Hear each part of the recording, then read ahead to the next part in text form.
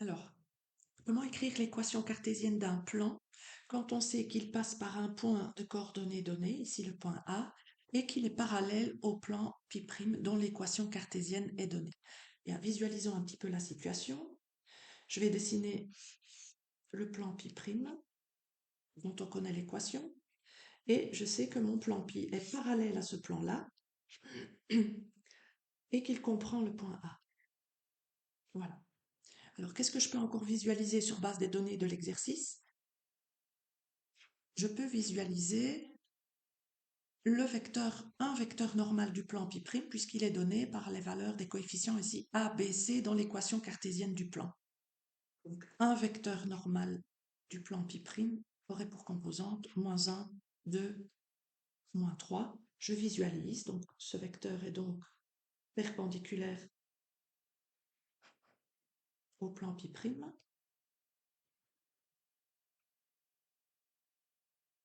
Et ses composantes sont moins 1, 2, moins 3. Eh bien, grâce au schéma, vous constaterez que ce vecteur normal du plan π' est également un vecteur normal du plan π, puisque le plan π est parallèle au plan π'.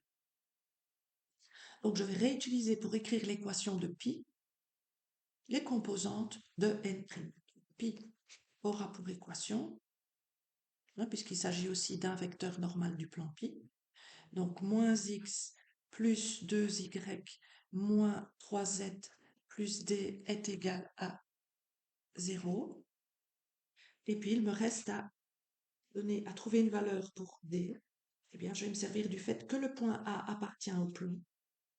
Donc, il vérifie l'équation du plan. Donc, je vais remplacer x, y et z par la coordonnée du point A, c'est-à-dire 2, moins 1, moins 2. Je vais avoir moins 2, plus 2 fois moins 1, moins 3 fois moins 2, plus D est égal à 0. J'effectue. Donc, moins 2, plus 6, plus D est égal à 0.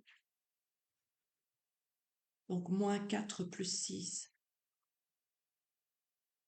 pardon, 2 plus D est égal à 0. Donc, D est égal à moins 2.